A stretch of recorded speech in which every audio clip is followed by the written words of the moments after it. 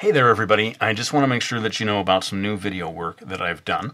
I've really put my all into this stuff, doing drawing challenges that are different from anything I've ever attempted before.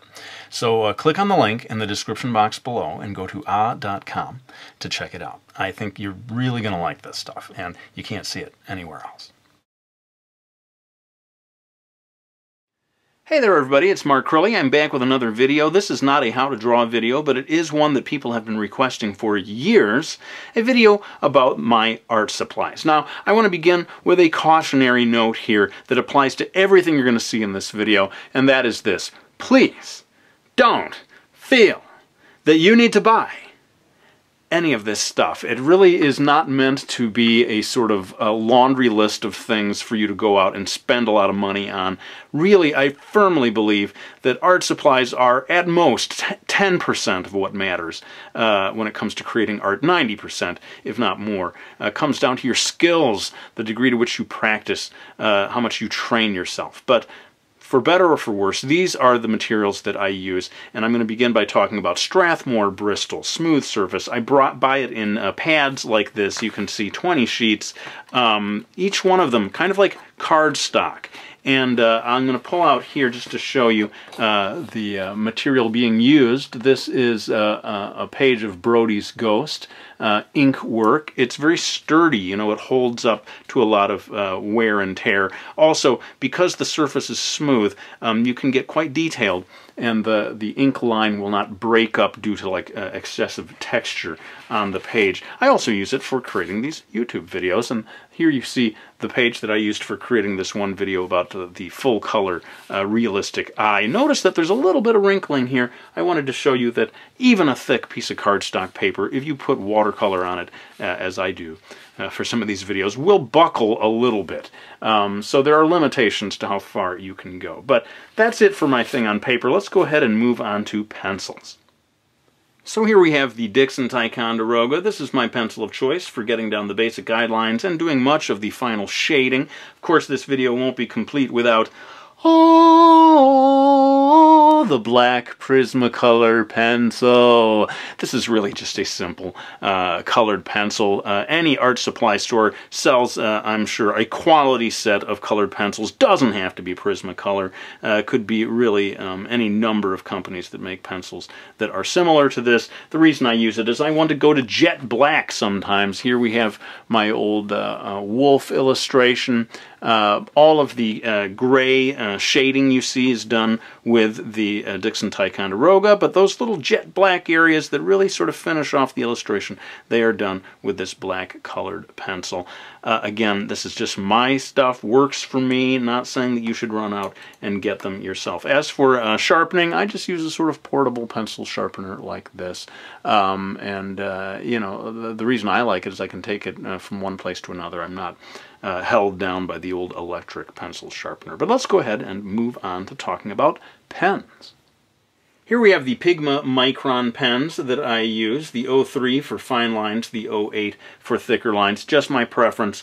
And these pens, they're not cheap, but they are good quality pens for laying down a line that is permanent and precise and will not be damaged by water. I'm going to refocus the camera to show you a pen and ink illustration. Here is the original art from Brody's Ghost Book 1, eventually became this page in the published book. And this shows you the actual size, again, on one of those sheets of Strathmore paper. And the 08 here did these really thick outlines that you see of Talia the ghost, of her body. And then the 03 would be for these finer details, the sort of texture on the buildings and so forth. They, of course, make even finer lines, 02, 01. If you're making a super intensely detailed drawing, you, of course, can go for those. But I find that for me, the 03 gets it about as thin as I need it to be. Let's move on to erasers, because I forgot to talk about that. Okay, so here we have a, again, Prismacolor. Boy, that company, they better appreciate me. That's all I gotta say. Kneaded eraser. When you buy them in an art store, they look like this. They are not very expensive, I'm happy to report. When you use them for a while, they begin to look like this. And I've got a panel here from Brody's Ghost Book 5. just happen to still have preparatory line work here, so I thought I would show you the old kneaded eraser in action as I clean this illustration up.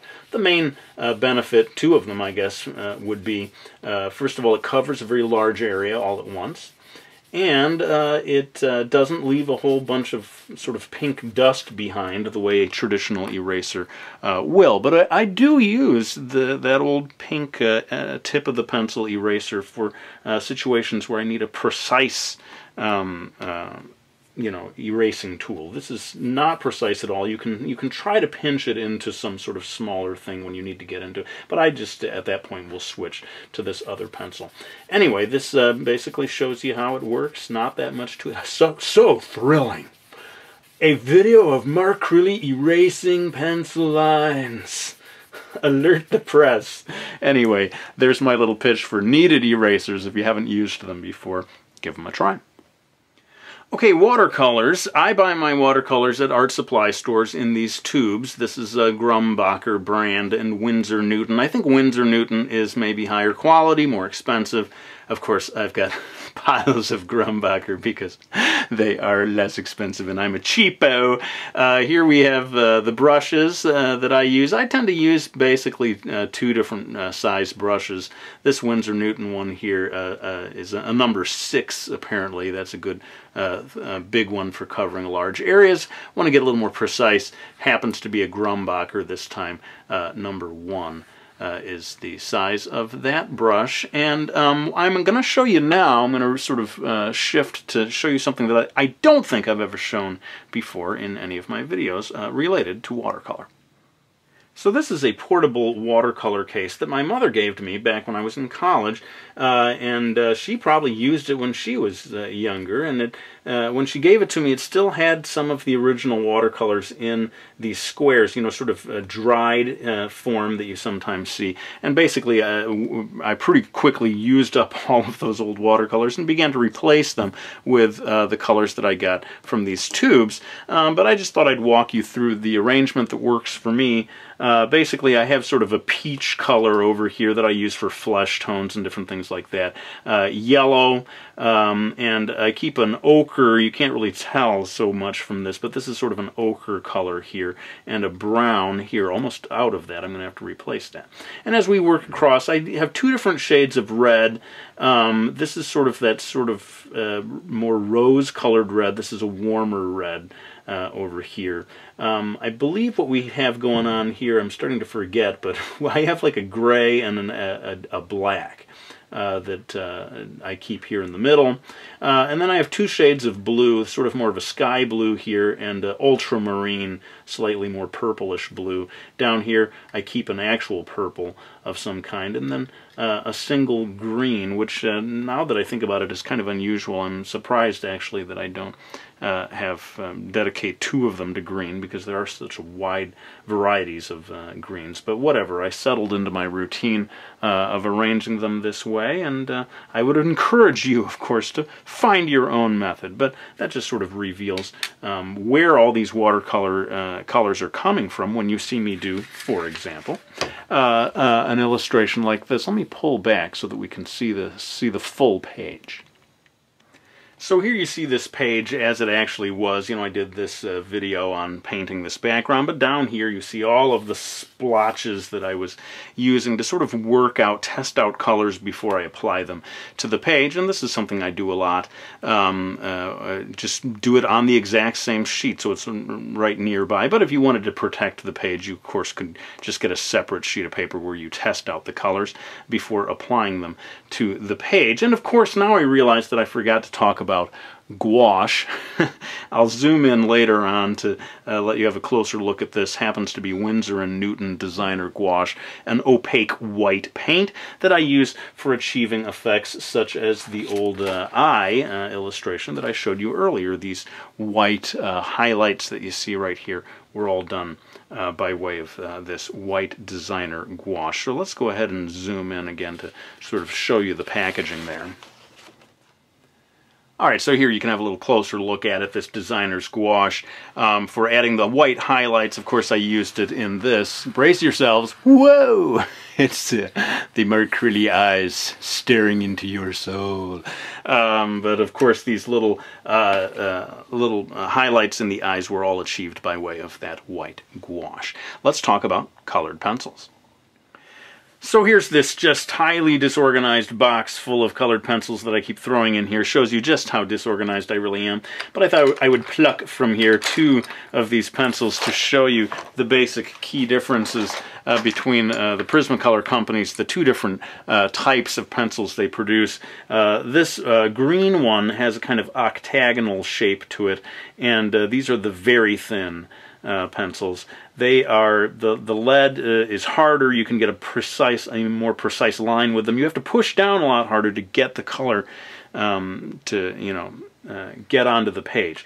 Conversely, this standard Prismacolor pencil, of which the black Prismacolor is one of them, is a softer lead, much easier to get the color onto the paper, but the trade-off is a little less precise.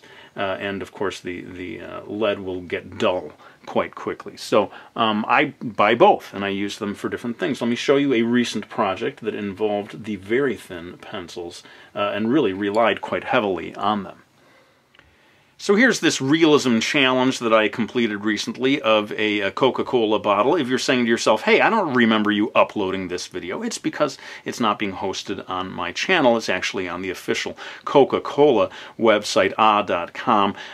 You probably saw a little bit of hype for that at the beginning of this video, and there's a link in the info box. If that link is not working for you, as I hear some people are having trouble for it, I'm going to put an annotation link right here. Switch on your annotations if you don't have them on, if you want to check out the video in which you see me do this realism challenge. But this illustration was done almost entirely with very thin Prismacolor colored pencils. The one thing that is a little different, the white gouache came in to do these highlights, and also a little bit of pastel I believe I used for creating these shadows. Speaking of pastels, let's talk a little bit about them right now. Alright, so this is a set of pastels from a company called SMI. Student grade pastels, they tell me, which of course means less expensive. I always love less expensive. You have 64 different colors to choose from, of course considerably less than that now because I have been plowing through them, and some of them I use more than others, and pretty soon they disintegrate through overuse. But I'll go ahead and maybe manually zoom in here. You get a little closer look at the set. And basically, you know, my use of pastels comes down to getting smoky effects. So let me go ahead and switch and show you a recent illustration that made ample use of pastels. Yes, it's the ever-popular dude who's too cool to turn around and look at explosions as he walks away.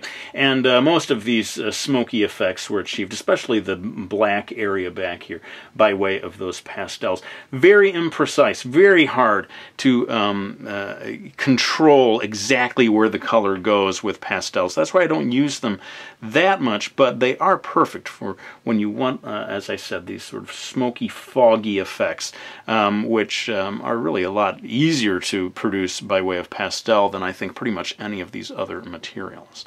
Let me think and see if there are any other things that I haven't covered, and pretty soon we'll probably be ready to wrap this video up.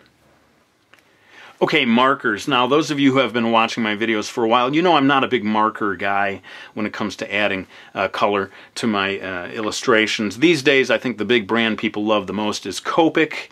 Me, I'm a little partial to these touch markers for the simple reason that the company sent me a batch of them for free, which is more than I can say for a lot of these other companies that I've been advertising more or less for free over the years in these videos. But hey, they make good products, and so sure, I'll mention them here and there over the years. I had trouble even coming up with a sample illustration until I thought of these. Get ready for a blast from the past, people. Yes, the 100 ways to draw manga eyes. Remember that video? that was a big breakthrough video for me. And all of the gray that you see in these illustrations was added by way of marker for the most part. I think I touched it up with a little bit of pencil on some of them. But that basically is going to wrap things up for this video. I really do hope you enjoyed watching it. Of course, I want to thank anyone who has supported me. Let's go ahead and bring out the books. We got Miki Falls, we got Brody's Ghost, and we got Mastering Manga. Multiple foreign editions available now. I'm going to make a special video, but I'll just mention for now German edition, French edition, Chinese editions, and a Polish edition I'm aware of, and Spanish one in the works, I'm told. But let's go ahead and wrap this video up. I really want to thank you for watching it. I hope you found it useful, and I'll be back with another one real soon.